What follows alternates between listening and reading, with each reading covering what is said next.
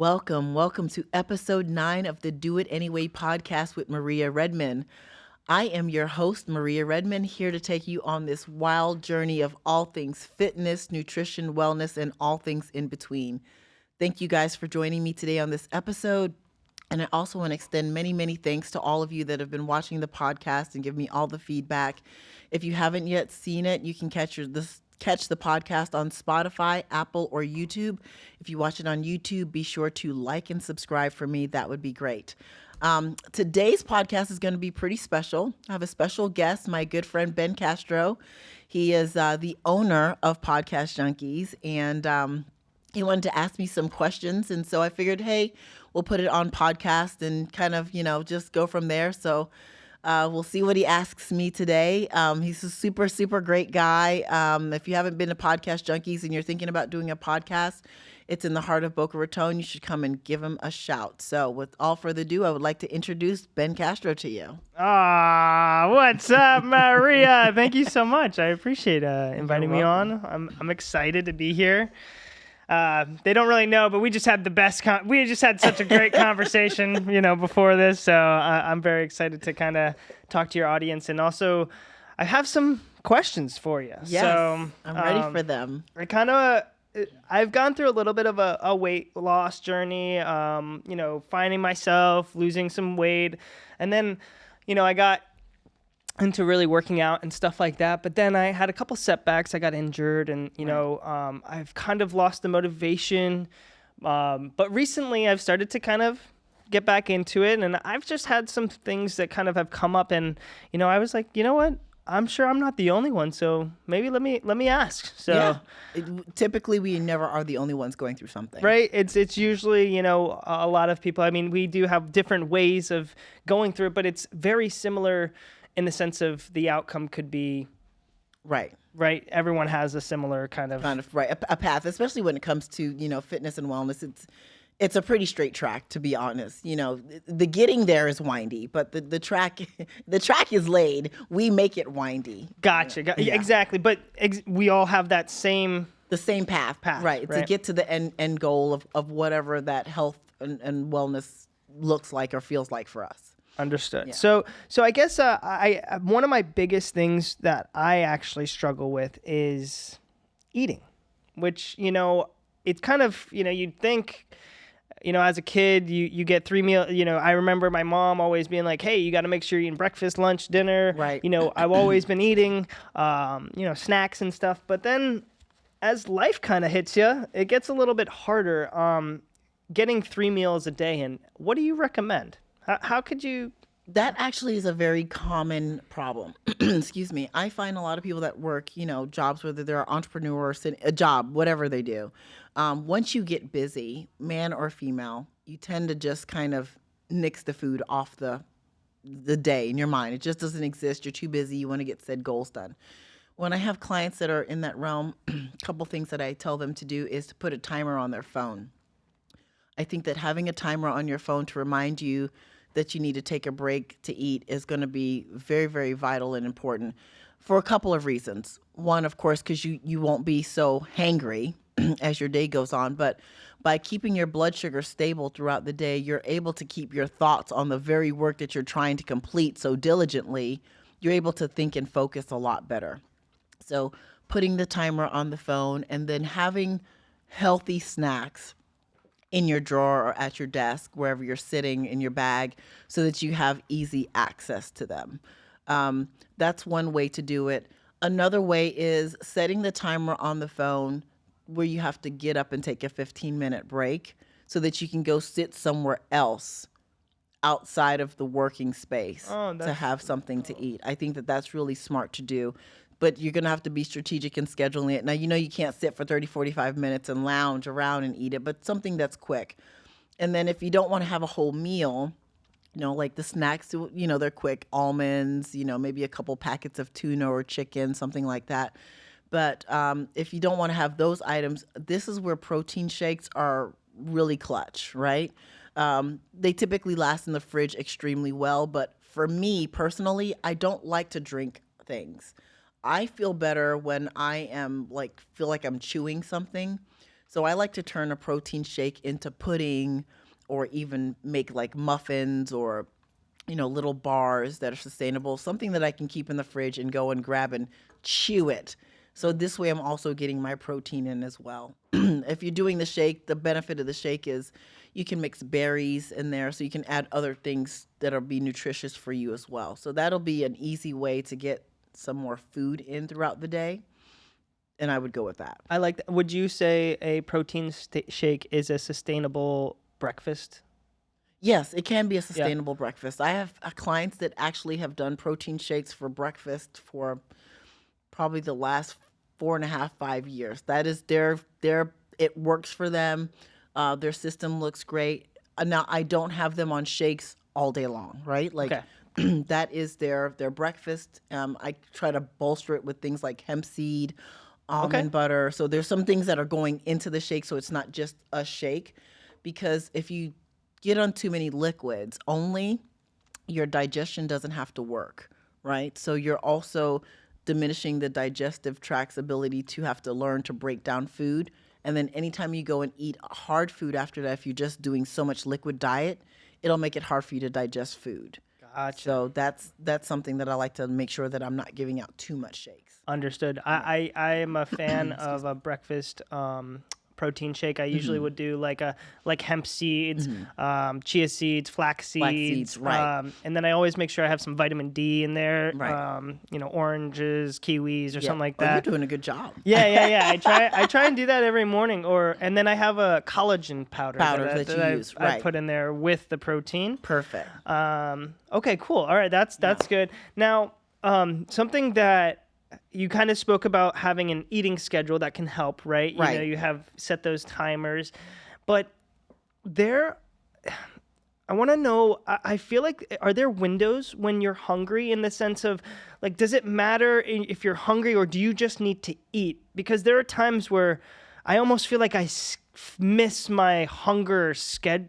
When I'm hungry, I'm working or everything, Right. and then I miss it, and then I'm not hungry.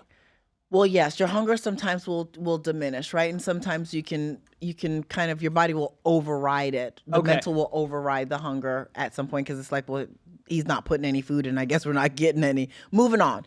It will, say, well, I'll utilize. If you're doing something sedentary, for the most part, this doesn't happen. But if you're active, your body will just use muscle as fuel. It will find a way, right? The body is very intelligent, so it will find a way. But it depends on which phase of your journey you're on as well. So if you're following a food schedule, but you are finding places where you're hungry in between, sometimes I like for that to happen. That lets me know the metabolism is also working, right? So it really depends on which phase you are. But skipping meals is really not advantageous depending on the goal. Because what happens, I found, when you skip meals like that, when you do go to eat, you're so hungry at that point. And this happens to people typically when they miss it all day and then they get home. They go on an eating spree. I mean, they can eat the cabinets if they could chew it.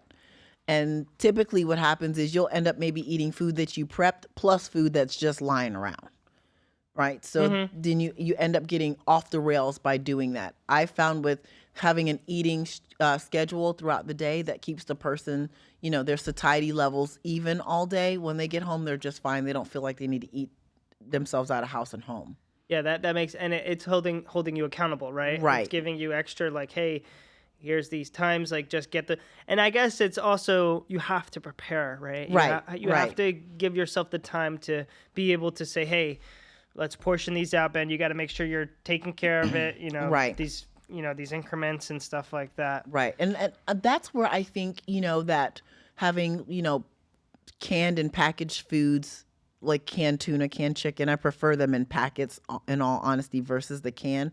That's where those things come in handy. Even like beef jerky is, no sugar beef jerky. Tillamook is a really good no sugar brand. I think having items like that give you that sustenance that you need are pretty cool and critical to have in any nutrition protocol that you're picking. Having something that's healthy that you can pick up immediately is great. Also, if you can afford to, like going to meal prep companies. Um, I think that if you're a person that doesn't like to prep your meals, you're, you don't, either you say you don't have time or either you're lazy, whatever it is. Cause sometimes we're just being lazy and that's just kind of what it is. Then get a meal prep company for maybe two of the meals that you're at work for, right? Doesn't have to be the whole day, but That's a really good point. Yeah. that you don't want to have to prep food for the middle of your day. You'd rather just maybe make your breakfast. You're good with handling snacks and you want to cook your dinner fresh at home. But for two of those meals during the day, you don't want to have to cook every night for those. Go with a prep company. On the market right now, I happen to like Factor. I've looked up their macros. It's a mainstream company.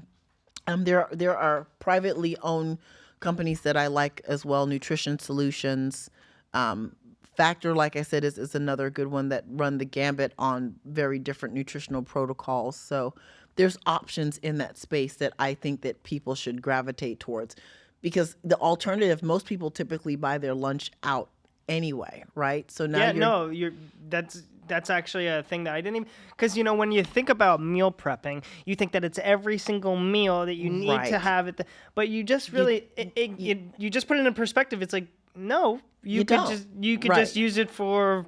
Right. If you were a person that's going to go out with your friends during lunchtime to go get a salad at said restaurant, and it's now going to derail you off of your nutritional goals, right? Because you can't control what you're getting eaten out, and you're going to spend that money plus some. You might as well just go ahead and use a prep company. Yeah. You're going to save money, and still now you're in control of what you're putting in your mouth. Yeah, no, So that's great. yeah. Yeah, that's a really good point. Now, in your previous episodes, we did talk about vitamins, or Right. you spoke about vitamins and supplements and things like that. Now, does it all depend on what your goal is, or are those vitamins and supplements, will they make or break your progress? So I like to look at supplements. There's two different pots. There's, in my opinion, non-negotiables and then negotiables, right? So my non-negotiables: multivitamin, fish oil, omega 3s, vitamin D, B complex, and for some people, vitamin C, because their immune systems are just shot. But like the vitamin C is you don't have to have, but those five that I just labeled out, those are my non-negotiables, because unfortunately most people don't eat enough food or eat enough quality food to get what they need. So I like to have those on hand. And a multivitamin, you'd say, well, shouldn't my multivitamin cover the scope of all of that? Most people don't buy quality vitamins, and still for the most part there's going to be something missing in between. So to cover your bases, right? Because like you mentioned in the previous episode, the and vitamin D, your B complex, and your fish oil are not only going to be very advantageous for fat loss but also for mental health, right? And so again, there is no us without our brain. So making sure that that's taken care of first and foremost. So those are my non-negotiables. As for the rest of it, and then still, I mean, will they make or break your fitness at some point? Yes, those non-negotiables, right? Because those are nutrients that your body needs to thrive, period. Aside from even working out, like you need them. The other ones, your things like, creatine, which I almost sometimes want to make a non-negotiable, branched chain amino acids, essential amino acids, pre-workouts, things like that. Can you make it without those? Absolutely, 100%. So you don't have to start, funneling funds into those. Will they make your journey a little bit easier? Absolutely, right? But they're not, you don't have to have them. Gotcha. Okay. All right. That makes sense. Now with those non-negotiables, can those change depending on your body? Is that is it 100%. is it all depend on? Yes, because I might, you might come to me and I look at your blood work. That's why I think blood work is extremely important, right? And I see that, okay, like your vitamin D is amazing, right? Then do we need to supplement with vitamin D if your vitamin D is amazing? No, we need to nix that off. Your multivitamin will be enough to keep you sustained. Gotcha. But then I look and see that, you've got high cholesterol.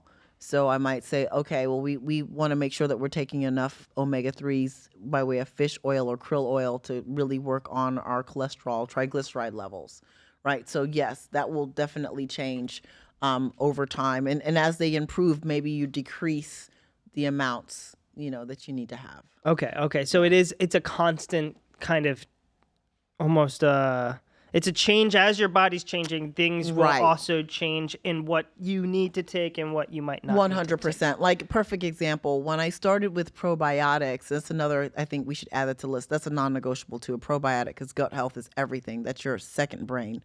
Um, when I started taking probiotics, I remember starting at 50 billion cultures, and that was a lot for me, but I was having some severe gut issues. And so I did that for a while, and as everything changed and my gut started to heal, I dropped it back. I went down to 40, 30, and now 20 is like my maintenance where everything's functioning and I feel good. So even, as your body changes, yes, you'll need to maybe even change your dosages. Perfect. Okay. Now though we were kind of speaking a lot about what we're eating, our schedules, and now I kind of want to change gears a little bit and talk about habits. Right. I can be I'm an advocate of kind of having some habits that I want to break, and I'm sure that we all kind of go through Oh, yeah. experience those things. So I was just wondering, what is your best advice for breaking a habit? So first and foremost, I think people approach habits or not approach them actually at all. I think the first key to being able to break a habit is understanding why the habit is first and foremost. This is why I really like journaling, or even, if you're a person that doesn't like to journal, taking a moment to really reflect on the habit and why this is a thing, right? Because it's like the saying, you don't know where you're going if you don't know where you came from, right? Yeah. Same thing, same premise. You don't even know how you're going to correct this habit if you don't even know what the trigger is that's keeping you in the habit, Definitely. right? Yeah. So once you figure that out and you're able to identify it, now you can put things into perspective to kind of break the habit. First and foremost thing that I like to do once I've identified the issue is pick something that's complete polar opposite and a positive of what that habit is, and I make a schedule. For me personally, that's what works for me. So let's say old habit for me used to be, let me see, what was an old habit? Man, I'm doing really good with good habits now. This is great. Like, I don't even remember the old ones. Oh, that's good. Trying to think of something that I used to do all the time that was just not positive. Oh, perfect one. Procrastination. Like, because this is one that kind of hits everyone. Yeah. So, what was making me procrastinate on things? And honestly, I used to make this little bit of an excuse. I think my brother says this too. Like, I do my best work when my back's against the wall, right? And I do. I'm able to really spit out some amazing product in a short amount of time. Yeah. But then I started thinking, well, how much better would I be if I just didn't procrastinate? Because as back then, when I was doing it, as my business was growing, I said, well, now I'm overwhelmed. I can't keep this up. I've got too much load now. This doesn't fly anymore, right? So I started losing things, losing business and opportunities because I'd procrastinated too long. So once I was able to identify, I knew that was my problem. Why was I procrastinating? And it really boiled down to I was scared. I was scared of new opportunity that was finding me anyway, and now I wasn't prepared for it. And I know that sounds weird. Like, who would be scared of opportunity? You'd be so surprised of how many people are scared of success. No, Right? Yeah. I was so scared, and take it a step further. I was afraid to have the tough conversation of how much they were going to need to pay me for my service.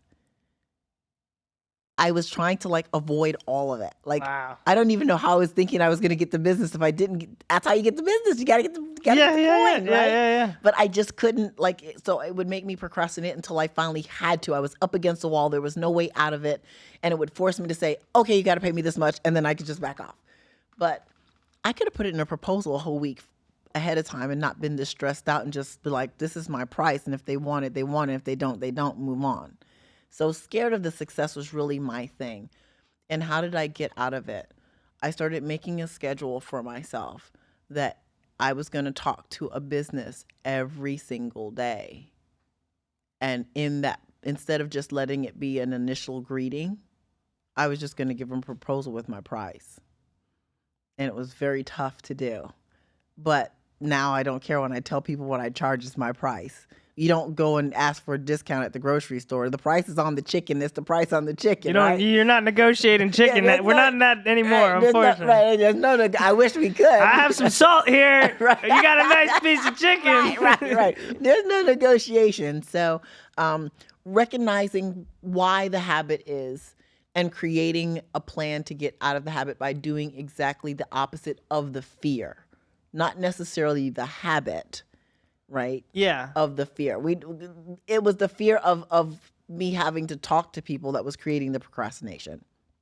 Gotcha. And you kind of answered my second question was how do you make a new habit? But you put a really good example. You break a habit and make a new. Right. You make it strategically create a new pathway for you to take. Right. But you had to break that habit that you were doing. You had to sit there, address it, but then you also created a new habit, kind of, right? You had to schedule now. Schedule. Those were new habits I was creating, right? To help. Right, which put me in a place where if someone just met me and asked me how much do I charge, I just would off the cuff now I can just say it. I don't have to really kind of search my feelings of, oh, am I going to offend them? It's going to be too much. And da, da, da. Now, let's take it a step further to like the fitness and gym space portion of it. Like, how do you create a habit, break the habit of not showing up to the gym? So I think this lady's name is Mel. I can't remember her last name. Beautiful white woman. She's all over social media, older, wears glasses, but I want to say that she was the creator of like the 5-second rule. I feel like I heard her say something about this many years ago. And so there will be times, whether you're super into the working out or not, that you just don't want to go work out or do whatever the activity is. And so I have the 5-second rule. Oh, Mel Robbins. Mel Robbins. Thank you. Yeah. Yes. Amazing. She has some amazing gems that she drops, and I just love her gems. I will do the 5 seconds. So if this typically happens to me when I have to run. Little fun fact, I have one leg that is a 1/2 inch longer than the other. So, and I didn't know that. Yeah. And I don't wear a lift in my shoe as I probably should, but because I've trained with it so long, my body's adjusted. So when I went to try and do a lift in my shoe per the doctor, it created pain for me, almost injury.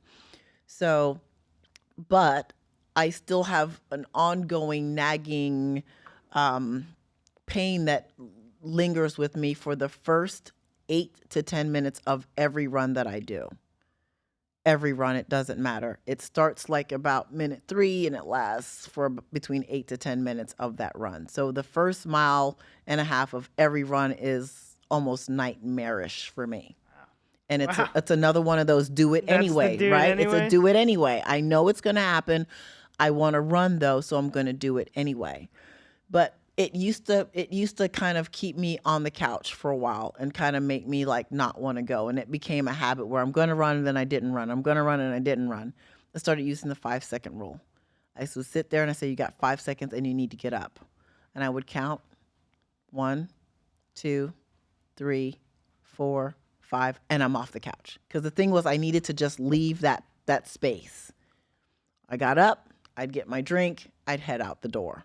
And it kind of, and lots of those times would be some of my best runs, right? I'd still have the issue in the beginning, but it would end up being my best run. So that's another way, using a 5-second rule, saying when I get to 5, I have to do X, right? And training your brain to get out of the mode of being stuck. I like that. I like that a lot. Because it really, I mean, that's a perfect, it takes, it's you almost saying, okay, 5 seconds, get up, do it anyway. Do it anyway. Get out of that space that you're in. It's not a healthy space because you start having regret. Like, when you're in a bad habit, you're talking to yourself the whole time. You're saying, I shouldn't be doing this. I need to be doing something else. This is not right. But you're not putting in any positivity. You're not saying, let me break this clock. So you're breaking that cycle. And, during that 5 seconds, sometimes I'm like, when 5 comes, I'm going to go run because that's what I said I was going to do today. Or I'm going to go eat, or I'm going to go work out. Whatever it is that you need to do, I'm going to go fold clothes instead of taking them out of the dryer and putting them on top of the dryer. I'm going to go fold them. And because you said you were going to do it. Right. And you need to, breaking habits, let me say this because it's important. Breaking habits is a huge part of self-love. It's huge.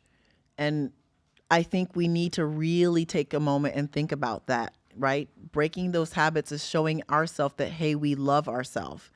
And if you're a parent, a spouse, or you have a significant other and you're telling them that you love them, but you can't even love yourself, you need to probably rethink your love that you're doling out. Right? Agreed. Like we had a conversation before, it's not like a blanket. Right. Don't use the love blanket to cover it over. Yeah. Right? Really love yourself. And loving yourself sometimes means doing the hard things and getting out of, it's odd. Habits are weird, because we feel comfortable in them, yet uncomfortable with them. We let them linger. It's weird, right? Yeah, no, I mean, a perfect example is like sometimes I find myself picking at my fingers and I'm literally hurting myself, but I don't like, right. It's just like a thing, like, it's a right? Thing. It's right. And it's you're it could be mentally, it could be physically, right? But either one, you're all doing a dishonest or a disservice to your mental self being, saying, hey, you said you were going to do laundry. Now you're sitting down. Right. What is that what is that doing to your mental? Right. Right. And doing nothing. Probably now on your phone scrolling. Correct. Right. You're almost. Is my habit scrolling? Is my habit I'm addicted to social media platforms, and I'm not being productive in my life because I won't stop this habit? Well, then how do you break that habit? I've got an easy one for everyone. Take it off your phone. Delete the app. Yep. Have a social media detox. Yeah, yep. Yeah. Just come off of it, and it's off the phone. So now you can't just easily. You got to go through a process to reinstall it. But do that, and then start to say, okay, well, solution, because that's just a part of it. You have to have a solution, right? So I took this off my phone. Well, now what am I going to do? Do you need to work on your business? Do you need to work on yourself? Did you say that you really want to write a book? Maybe this is what you do. Start to write a book. Get a pen and paper and start putting thoughts to paper. Yeah. Do you need a journal? Like fill whatever you removed with something else positive. Do I need to refine my passion? Right? Things like that. Self-evaluate. Right. Self-evaluate. And I think we all really kind of need to go through that. I mean, 100%. Like we were even speaking, you change. Yeah. Everyone changes. You gotta also, do diligence to yourself and just say, hey, you might 7 years, you get a whole new. Your whole body is different. Yeah, you recycle. Yeah, 6 to 7 years, your whole body regenerates. It's a whole different. Yes, skin, everything, all of it. Yeah. So it's like, all right, well, maybe I have gone through some pretty traumatic things, and you got to rekindle and be like, okay, what's going on? Right. So. Right. I think that's really important, and I'm glad that we kind of touched on that, because I think a lot of people could resonate, 100%. With that. Now, I know you've been in the fitness world for a pretty long time, but it hasn't been always, right? It wasn't always. Right. So, what are some really, I guess, your biggest challenges that you kind of faced coming to where you are right now? Through bodybuilding. What was I guess we could start with, what was something that you had to overcome during your bodybuilding career? I had to overcome losing a lot of relationships. And it's funny because this was part of the conversation that I was having with someone on chat today. I never thought that getting more fit or healthy or getting into the bodybuilding space was going to make me lose friends and family. Like, I could have never foreseen that, ever. To me, that was the biggest challenge. But then having to learn to recognize that those relationships had served their purpose in my life for the season that I was in at that time. And being thankful, instead of, looking at it now in a negative tone. When I think back to them now, I'm like, oh my gosh, that was so much fun. I had a good time with my girlfriends. I had a good time with my family with this, and we ate this and da da da. And I'm grateful. I look back on it. I'm happy. It fills me for the moment. And I also am able to look back and say, wow, I've grown so much since that time, and I'm thankful. So instead of having resentment that I lost those relationships, I just take heart that I'm thankful I had them, and I'm in a new chapter of my life. And with a new chapter comes new people and a new storyline. And, in the next 5 years, I might have a whole new chapter again with new people and a new storyline. And the people that were in this past chapter might not go on to the next. And that's okay. Yeah. That whole thing that, people are in your life for seasons, is definitely a thing. And I think it's unfortunate because I think it takes moving around and living in different places to really understand that. Right. Because people do come and go. Yeah. And and also the sense of loss too. Yes. When it's like you grieve. You literally do grieve it. You do. It's a grieving process. It's crazy. I just kind of thought of something. How in school, middle school, elementary school, you have your best friends. You have your friends that you're gonna be friends with, and then. Your parents, you might not be so. They tell you, hey, and you're like, no way, we'll be friends forever. Which is like, crazy. You're always like in that, no, we're gonna be such. And then I'm like sitting back here, I'm like, I don't have any of those. I don't have any of those friends that, maybe one, maybe. I have one, but the relationship is very different. And we always would talk sporadically, and it wasn't until I moved back here to Florida, because she lives in Florida, that we reconnected. But and we were best friends growing up, like best friends, but we're just on two different wavelengths now. If she calls me and she needs me, I'm coming. That's what I was going to say. I'm showing up. You don't need to see her every single day. She's my ride or die. I'm going to show up. I'll ask questions later. Yeah. But like hanging out on a constant, I was just like, okay, she's still in a ratchet phase, and I am not. I'm not sure why we're ratcheting out at 50, but whatever. You do you, girl.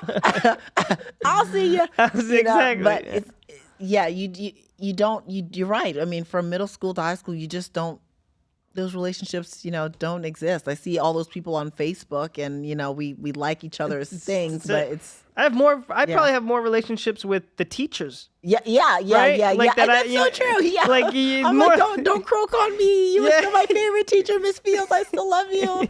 And they're still liking my post. They're like, oh, he got a new car. Oh, like it. Oh, I remember when you were hanging out with, and it's crazy. But again, you can't, everyone's doing their lives. And it's cool to think about that, because also those teachers, to them, you were like their star pupil, right? Right, absolutely. Right? You were there. Yeah. Oh my God, like, yes. Maria. Asked all the great questions. Had all the questions. And I think also it's kind of cool as a teacher. You think like, oh, that person, like, you probably know, like, they're going to do whatever. Do right. well Right. So it's kind of cool. So, but yeah, the life chapters, they just change, and the people within those chapters change. But that was difficult for me in the beginning, because I didn't lose them based off of anger or fights or anything. I just got in shape, and people just, I guess, envy that turns into jealousy, and then I started getting uninvited to places, and people just stepped back, because I guess they thought maybe I'd turn into a new person, and the old things that I used to do in terms of like the eating, and then the hanging out, the level of fitness that I wanted to attain required me to eat a certain way and be in a gym for a certain amount of time. I didn't have time for social time, Exactly. And the thing is, like, it's unfortunate that those people couldn't see that, right? They couldn't respect that and understand, like, okay, Maria just needs space, like that thing. Right. And the thing that we were talking about, it's like it's okay to have your space and be able to do your own thing. Right. And so, but when I look back, I was like, it's okay. You can't expect to drag people along your journey. It's called your journey for a reason. And when you're going on these journeys, you have to be willing to let some things go. Yeah. Okay.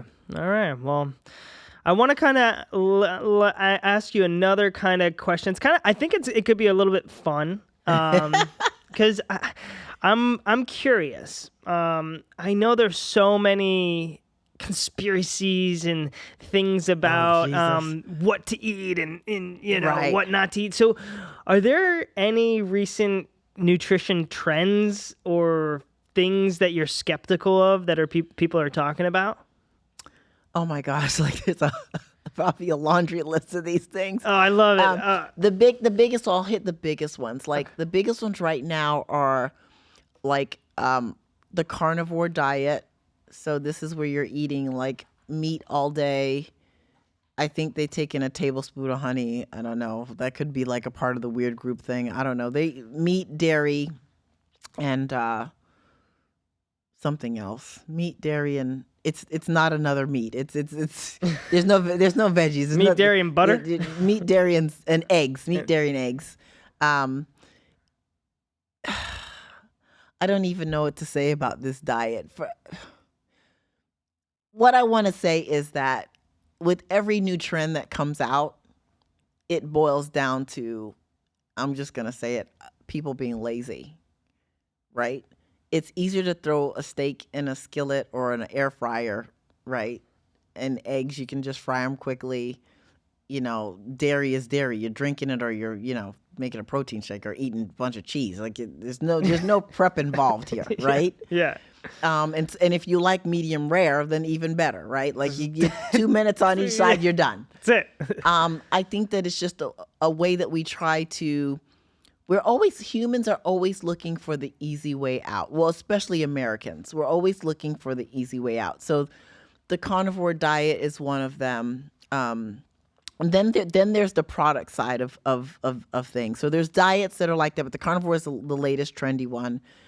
And then there's like, gosh, I don't want to bash this product, but but I won't say the name of the company, but like these mushroom coffee companies. Now, there are definitely something to be said for adaptogenic mushrooms, 100%.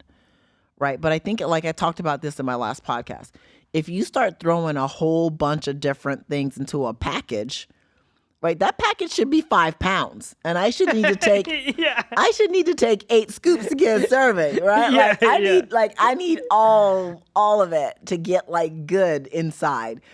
So, and you're telling me they fit it in those little caps? So I pull out, whatever. And with the coffee thing, it's like a scooper thing. First of all, can we address that it's not coffee? It's not coffee. It's mushrooms. That's 2 different things. Coffee, mushrooms, coffee bean, mushrooms, fungus, not the same thing. Can we just stop calling it a coffee?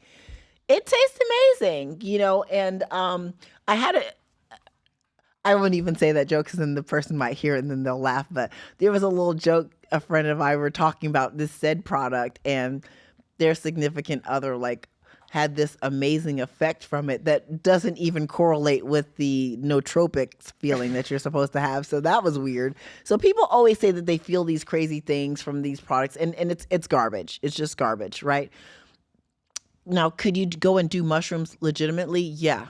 Right. And there are people that do have these holistic places where they are shaving mushrooms and you're almost like freebasing this stuff and you are getting a true nootropic, like all for real feeling. That's a true thing. But like these products that come out that have mashed all this stuff together, ridiculous. So there's that trend. Then I'll hit it with the fitness equipment trend, because this is a thing too. Like, you guys remember the shake weight? I was literally about to say the shake weight. I was like, so is she training for hand jobs? Because that's what I see. I mean, that's all I saw. And from the first time I saw that project, I was like, so this is a hand job exercise. Okay, I got it. All right. And it's like not even just one, it's two. I know, it's 2. It's like, when they do the double, I was like, this is not good. And then they're like doing it in their face, and I'm like, guys. Yeah, I was like, you guys are doing this on TV. Does anyone see the problem here? You're on Today America, and you're like looking, and then they're making straight eye contact with the camera. Like, please. They're dead ass like please, let's not do this, ladies. This is Stop it. Please stop. It's crazy. Help me. Help me help you. This is not looking good. You are turning every man in this place on, though. Seriously. Like, you got the leggings and two shirts. You can do a double fist, or this is stop. I remember coming over to some my friends' houses. Dad was like, "Wow, look at this new shake weight." And then you're like, "Okay, sir, I'm not sure you should just, sir, put it down. Yeah. There's nothing happening But here." it was crazy because so many people purchased this product. It was amazing. It just goes to show the goal. So what? So then, in that same vein, I see on. This is why you don't need to be on TikTok. So I get on TikTok because I want to, what's really going on here. And sure enough, there is a lady on the TikTok. I can't believe this machine is still selling. The shaker. Oh, yeah, where it moves your hips or whatever. Yeah. It's crazy. But I am going to give this lady like a little bit of justice because she at least did have like some weights on there. Although I was like, she's a hair away from sliding off this thing. She's going to have an accident. This is danger row. Like, you can do the same bicep curls on the ground. I don't know what you're doing here. I mean, please just step off the machine, lady. And there was a lot shaking. There was a lot going on. There was it was a lot. I mean, so I said, you know what? I'm so curious about the mental of people. I'm looking at her followers. I'm reading the comments and people. I'm going to order mine, and I kind of go to their page, and there's a trend of people that are overweight. Again, humans that are being lazy, looking for easy fixes. So I give this a month now. Yes, I'm not ashamed to say that I tracked this for a month. This is how studies are done, people. You have to track individuals to find out what's happening. So I go back and I'm thinking, okay, she's been shaking every day on TikTok on the live while she's doing the, exercises. She should surely. Shredded. She should be shredded because, I shook it away. She's shaking every day. Shook it like a salt shaker. It's gone. Yes. It should be gone. She's still there. Like nothing. There was. And what's worse is she likes that outfit a lot. So there was multiple shakers of her in this same outfit.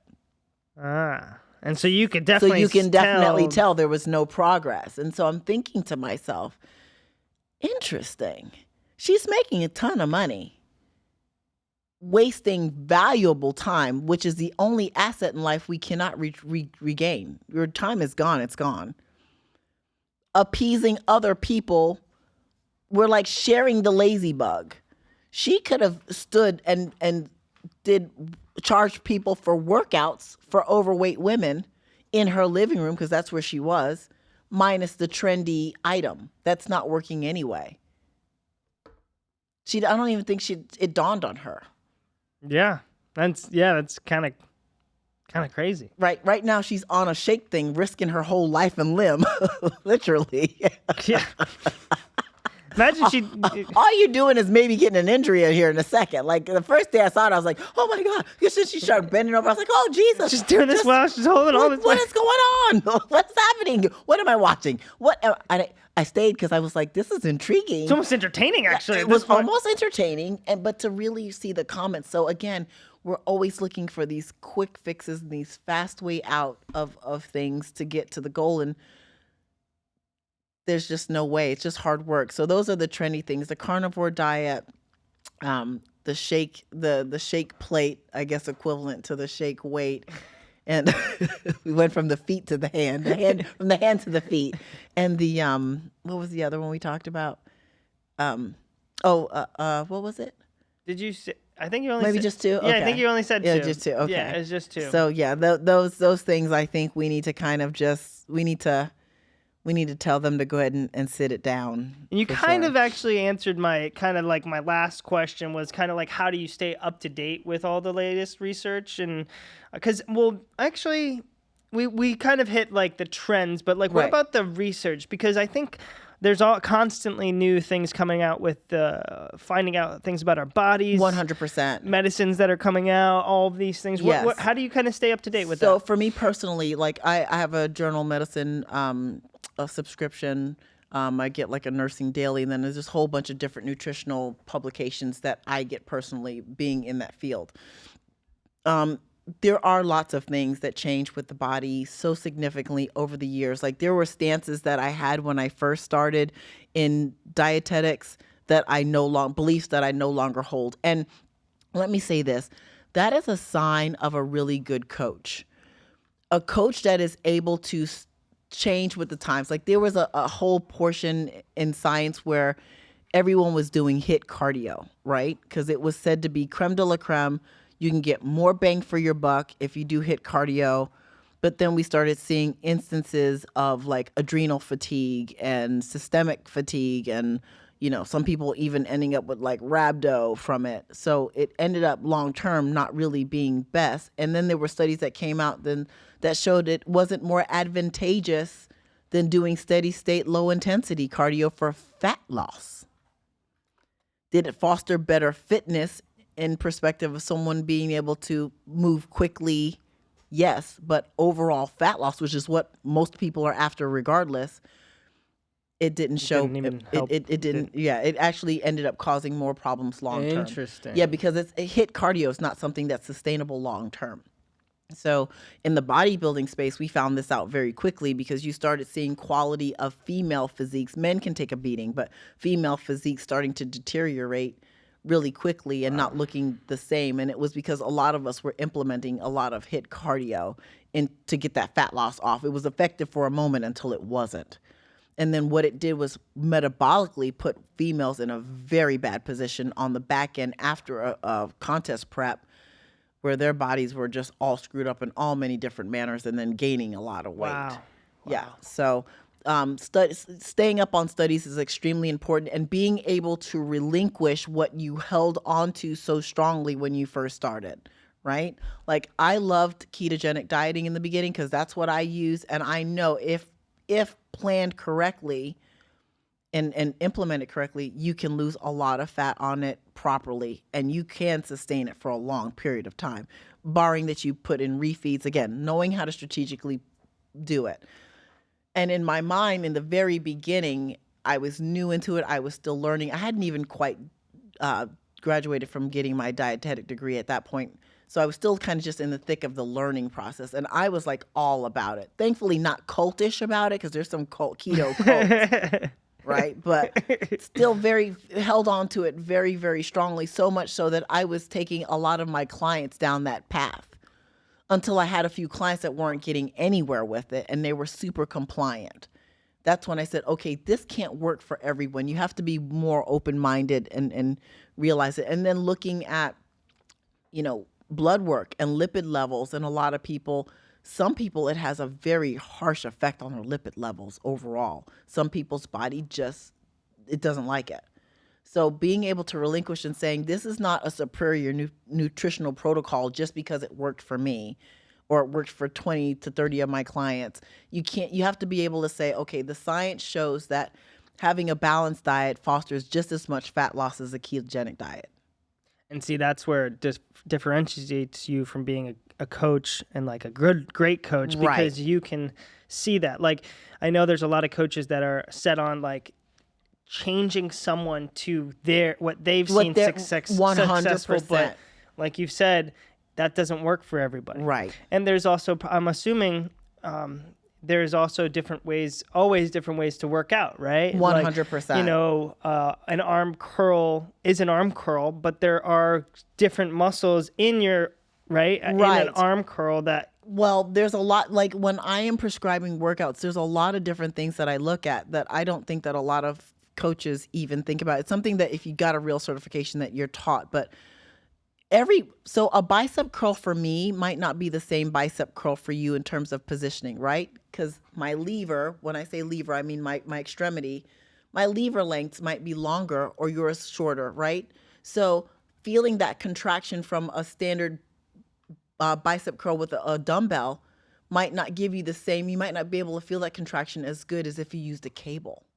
Right? So sometimes understanding lever lengths, understanding shoulder positioning, like do the shoulders, are they over rotated? That's going to change the way that your bicep tendon and head hits and the muscle. There's a lot that goes into it. So when I'm looking at someone's body, when they come to me for coaching, they take their set of pictures. I really evaluate their body structure as well, how tall they are, how their shoulders are sitting, their back view. I'm looking to see, are they straight across or do they have a hip hinge? That's going to change a lot on where their feet should go when they squat. Should they even be squatting with a barbell on their back, right?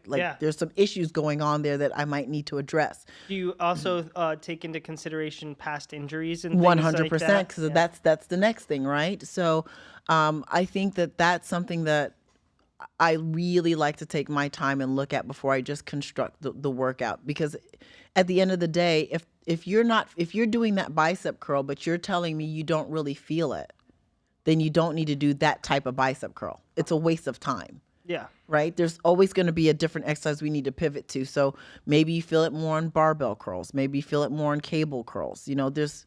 And sometimes when you don't feel it, they also aren't they aren't doing it correctly. Correct. So that, right. they aren't activating it. Right. that muscle. Right. And is maybe your mind muscle connection is the problem, right? Yeah. So in those instances, sometime too, like let's say you can curl 25-pound dumbbells. I might tell my client, we'll pick up 10s first and do the first set with 10s, maybe go to 20 reps.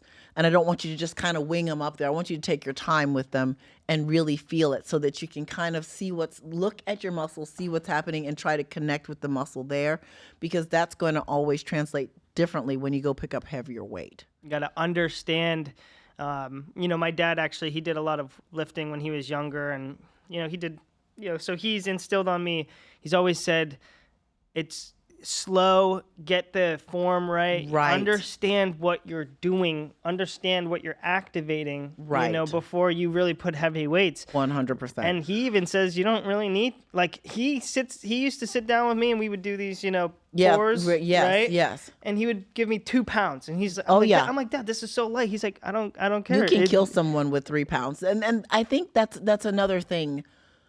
When people start out lifting weights, they've watched, now in the day of social media, they've watched so many YouTube videos of everyone loading all this weight up on the bar and doing, big barbell squat movements or bench press movements. Okay, that's great for larger muscles, but if you have no experience, what about the smaller muscles that have not been worked at all, your stabilizer muscles? You just went and tried to put a whole bunch of load on them that they are not ready for. And this is how injury takes place. So I always tell my beginners, when I get a beginner, I start them with the basic stuff. It's not sexy. It's not sexy, but it will make you so much more well-rounded. And I was thankful when I started training with a trainer before, as I started my journey, I had an amazing trainer. His name was Garrett Merrick. He was a young kid. He was so phenomenal at starting me off with basics. I came from playing football. I know how to squat. He had me with a big stability ball against the wall doing ball wall squats with no dumbbells in my hand. I remember the first week I was like, this is death. I feel like I'm trying to learn how to walk all over again.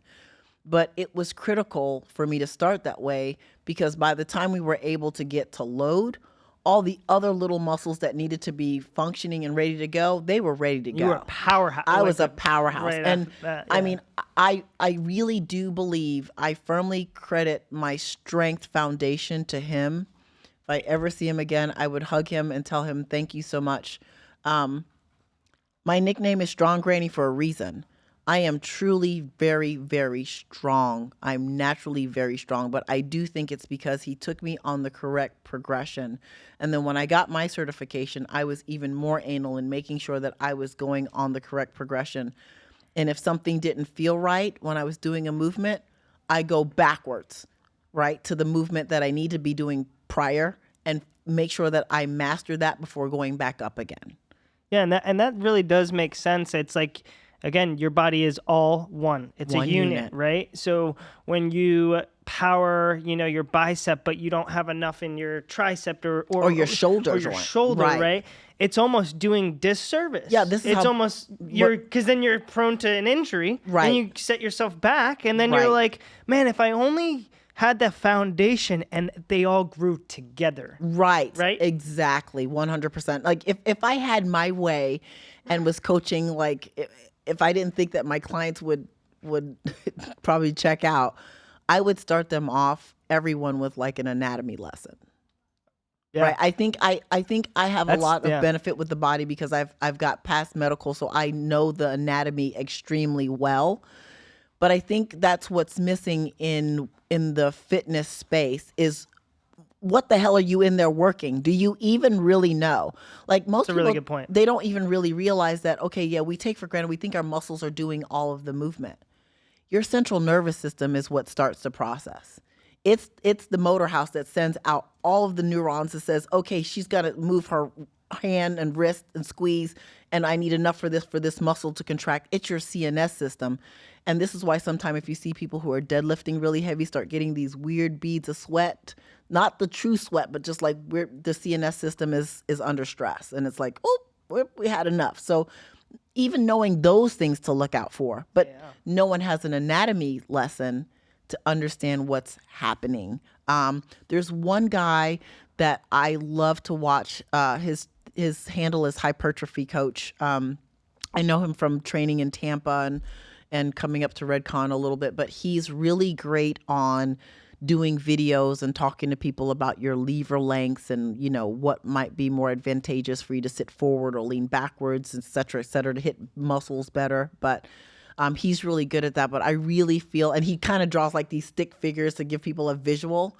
And I think that's what people need. Like they need to really see that anatomy of what's happening to understand, like, I don't know what people think our scapula, you know, your back muscles, I don't know what they think that it does, but they rotate this way and they come around this way, right? So just understanding, like, are you even doing a full movement when you do a row? Are you bringing your elbows back enough for it to fully contract? Yeah. Right? Are you bringing your hand down enough for your lat to all the way fully contract? Oh, things like that, you know? And that's probably a common thing you do see often, like, you know, someone doing a full curl or I'm sorry, not a full curl. And they're right. like almost doing this. And I'm sure you've probably been like, oh, I would love to go over. I do. You always are like, I do. If I see something incorrect in the gym or a better way, I just go over and I say, let me show you a better way to do that. And that, I think, is another advantage of looking the way that I do, because it lends some credibility, right? Yeah, like 100%. They're looking at my bicep and they're like, okay, well, I guess I can listen to this. I think this man might have something, you know, to say. Yeah. So I always do that, and I'm always nice about it, because I feel like if you're in the gym and you're spending your time there, I want it to work for you. Because I get a lot of joy in watching other people work out. Yeah. Like I like to look around the room and watch other people sweating it out. And if I know I can give them a gem that might help them grow that muscle faster or better, I share it. And it's all about that execution, because every Yes. single time, like if I've been in the gym and I've, you know, something, you know, I'm working on, I've had someone come up to me, hey, that leg is a good exercise, but if you really want to target this, like you do it. I'm like, hey, thank you so much for like telling me that. Right. And not being like, dude, you're doing that so wrong. Exactly. That's embarrassing. Right. Yeah, like, you don't want to be a dick about it. Right. exactly. Right. Because at the 100%. same time, you know, we're working out and you might not know most people don't know. You know, exactly. Like, Yeah. if they're not taking an anatomy class, if they're not doing all this stuff, if they're not, they are just, oh, I saw a YouTube video and this guy did 100%. This is what I'm gonna do. Right. and not realizing, like, when they watch a lot of male bodybuilders, especially, like, I'm sure we've all seen it, where they look like they're doing all of these half reps, right? It appears that they're half reps. And some of them are doing half reps. But the problem that people are not taking into consideration, because they don't understand the anatomy, is they've drastically changed their anatomy. Their back is sitting 2 inches off of a bench. Their pecs make up another 3 to 4 inches of space. Anytime you've got that much mass and you're pushing, your arm length doesn't change. It actually almost shortens, because your biceps have grown, your shoulders have grown, so you've taken up a whole bunch of space. That full range of motion for them changes. But you don't know that, so you're just seeing them going in your mind. And so then you go do it, and your arm is like 3 feet long. You're not working the full range of motion because you saw it on YouTube. So being able to understand the differences in physiques that make a change in what you're doing for the lift as well. Ugh, I loved it. This was so much. I mean, I had so much fun. Thank you so much for answering all those questions You're so I very had welcome. for you. So that's actually, you answered them all. So I don't have any more. There we go. I'm sure through our podcasting, I think I'll probably have some more for you. Anytime. I'm welcome to answer any of the questions. I love it. So thank you so much. Yep. Thank you so much for being on my podcast this time. So, guys, thank you for joining us for episode 9 of the Do It Anyway podcast. I hope that some of these questions that Ben asked were able to resonate with you. And if you have any other further questions, be sure to comment on the YouTube space. When you watch the podcast, you can leave comments. I'll make sure I get down there and answer. And if you just like listening to it, you can catch it on Spotify and Apple. And I look forward to seeing you for episode 10. With that, we're going to close this episode out. Take care. Peace.